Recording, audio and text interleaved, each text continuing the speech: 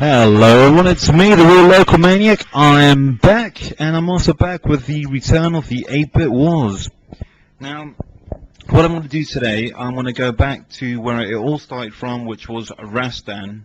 This was my very first 8-Bit Wars, but today it's completely new footage, new gameplay footage, because, yeah, why not? I thought I'd start it all over again. Now, Rastan's one of my absolutely favourite games ever. You play this badass barbarian, and you just walk from left to right, and you just hack the living shit out of things. Now that's Rastan. He's our muscular barbarian. He's our hero. Kind of reminds me of me, you know. I've got that sort of physique. Anyway, so you just beat the shit out of those guys. Now, what I do like about this game is this music from this level. The music's absolutely amazing. For me, it's just like one of the best soundtracks there is in a game. It's just so memorable. Now, I want you guys to pay attention to the character sprites here and the scrolling and the graphics, because as you know, as always, I'll compare it to the Spectrum, Amstrad, and the Commodore 64. Now, off subject, basically, there is another version, another 8-bit version, which is fantastic, which is the Sega Master System. Now, I won't be doing that today. I'll probably do that at some other point. But anyway, guys, I'll tell you what, it feels fantastic to be doing another 8-Bit Wars, especially where it all began again. I really enjoyed doing the 8-Bit Wars. Now, this is probably my third attempt to do it because my stupid laptop keeps on crashing. So yeah, it really is like the good old days. Hopefully this time it won't crash on me. Anyway, this is the arcade version of Rastan. It's a game that I reckon everyone should check out. Now, right, this is the Rastan and the good old Specky. Now, listen to that. That sounds really good and amazing. Now, I bought this from Nine Elms Market after playing the arcade game, and I was a little bit disappointed with it, but you know what? You stick with it. You know, it is pretty good. I mean, compare it to the arcade, well, the graphics are nice and big. It's sort of monochrome. There's not much in the way of sound effects, but the gameplay's still there. Rastan still looks like a badass barbarian. You know, he does sound like he's got a bit of wind when he's stabbing things. You know, there you go, see what I mean? But everything does move at a decent rate. Everything moves along at a nice pace. And the layout is pretty similar to the arcade, I guess. Now this time round, like I said, you know, it's completely new footage, completely new gameplay of me doing the 8-Bit Wars. The winner might be different, the winner might be the same. I'm not going to say anything, you'll just have to wait and see. I'll be honest with you, I can't remember who won last time.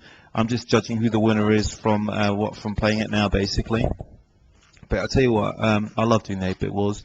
The 8-Bit Wars will be back. I won't be doing it every week like I was before. I'll just do it probably like once every couple of months. Yeah, I did see Toxie's video, which was 8-Bit Wars Jack the Nipper, and I thought it was absolutely brilliant. He did an amazing job. You know, credit where credit is due. He did a fantastic job on that. Well done, Toxie.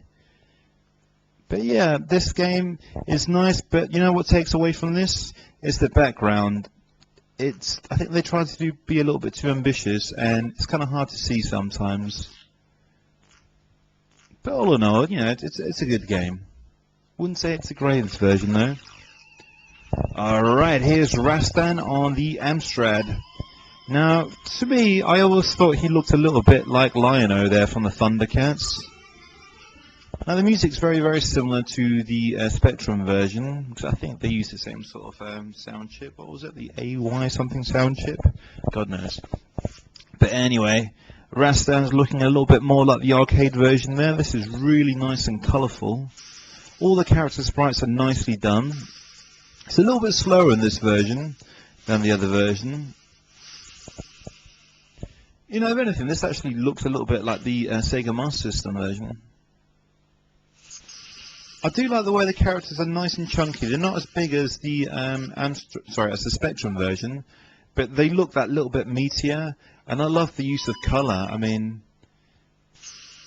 and the backgrounds are absolutely beautiful as well.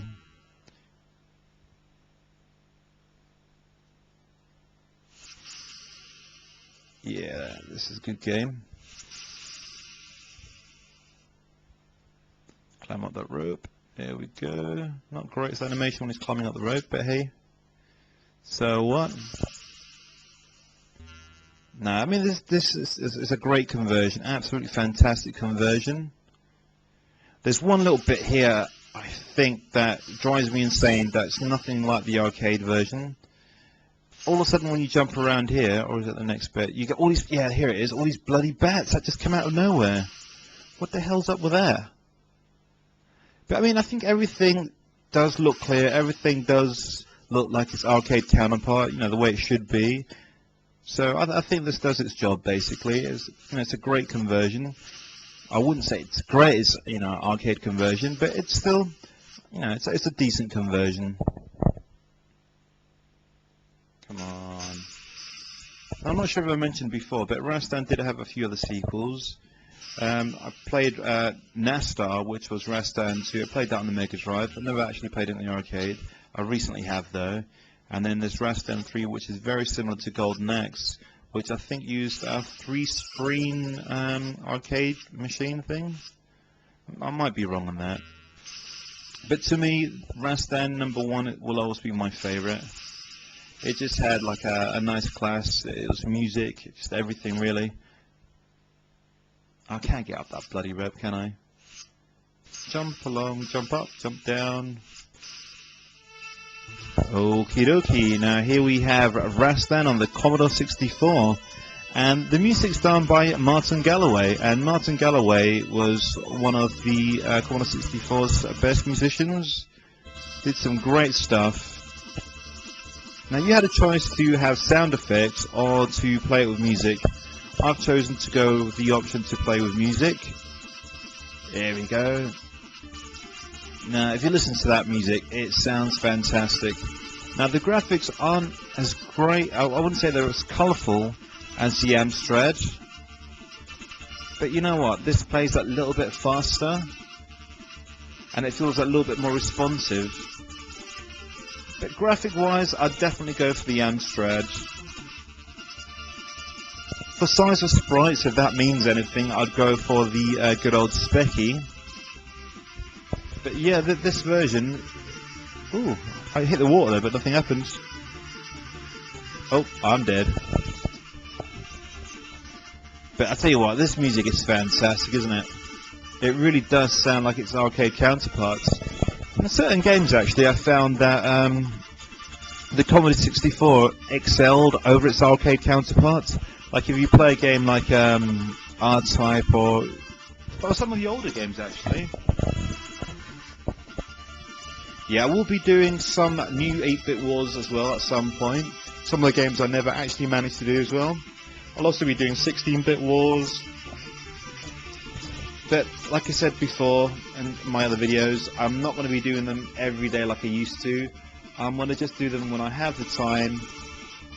I'm going to prioritize now. The way I see this is just like a hobby now, not like life or death like it used to be. I'm really hoping that you guys like this. Yeah, you know what?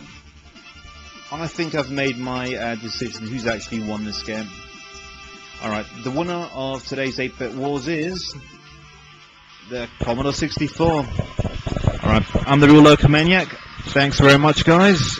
I shall see you next time with some more videos. Take care. Goodbye.